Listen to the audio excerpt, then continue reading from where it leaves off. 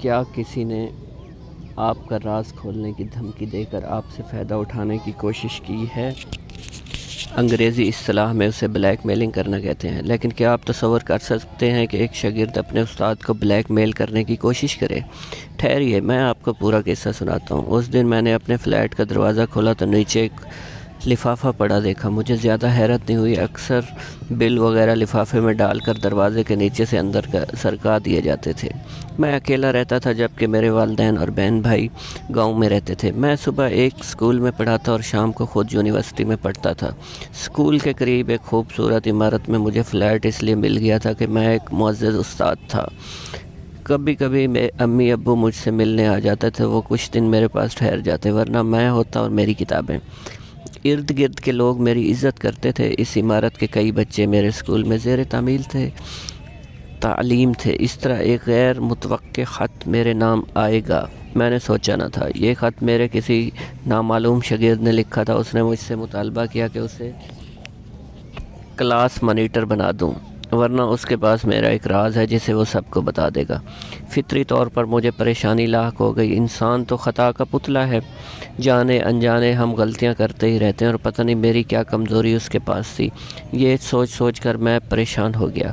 خط میں یہ بھی لکھا تھا جب نئے ماسٹر کا انتخاب ہوگا تو وہ 2 انگلیوں سے وکٹری کا اشارہ کر کے اپنی پہچان ظاہر کرے گا۔ معاملہ پریشان کن مگر دلچسپ بھی تھا۔ آخر میں نے طے کر لیا کہ کرنا کیا ہے، اس کے لیے ضروری روک تھام بھی کر لی تھی۔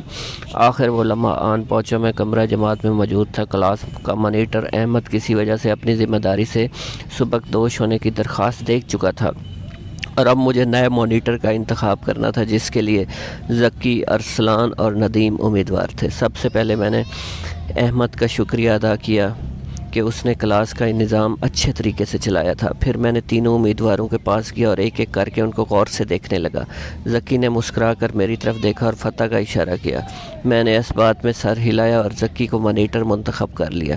سارے بچے حیرت سے مجھے دیکھنے لگے کیونکہ وہ تینوں میں ذرا لاپرواہ مزاج لڑکا تھا۔ سب کا خیال تھا میں ارسلان کو مانیٹر بناؤں گا، لیکن بچے میری فیصلے کا پس منظر نہیں جانتے تھے۔ پھر نہ چاہتے ہوئے ان کو میرا فیصلہ ماننا پڑا۔ میں نے اپنا وعدہ پورا کر دیا، مگر ذکی وعدہ خلافی پر اتر آیا۔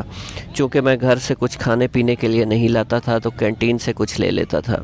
اس وقت میں کینٹین سے سموسے لے رہا تھا تو میں نے ذکی کو دیکھا، وہ اپنے دوستوں کی خاطر تواضع کر رہا تھا۔ اپنا نام سن کر میں چونکا۔ وہ مزے لے کر کہہ رہا تھا، ہر آدمی کے کچھ راز ہوتے ہیں جنہیں وہ سب سے چھپانا چاہتا ہے، اور میرے پاس سر سہیل کا ایک راز ہے، سنو گے؟ ہاں ہاں، کیوں نہیں؟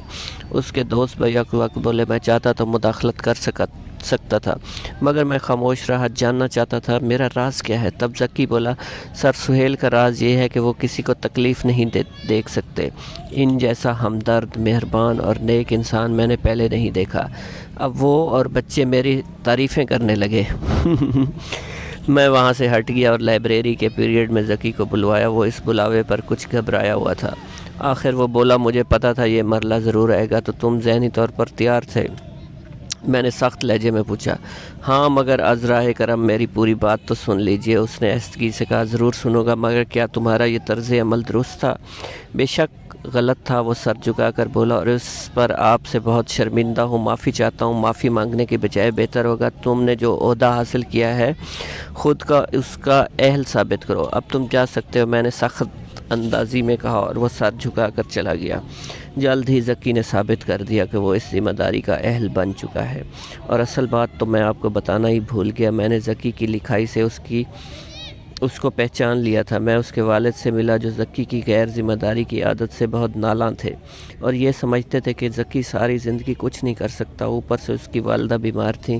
تب میں ساری بات سمجھ گیا کہ وہ اپنی ماں اور باپ دونوں کو ایک ذمہ دار شخص بن کر دکھانا چاہتا تھا، اور میں ایک شفیق معلم کی حیثیت سے نہ اس کی خواہش کا گلا گھونٹ سکتا تھا اور نہ اسے شرمندہ کر کے ہمیشہ کے لیے مایوس کر سکتا تھا۔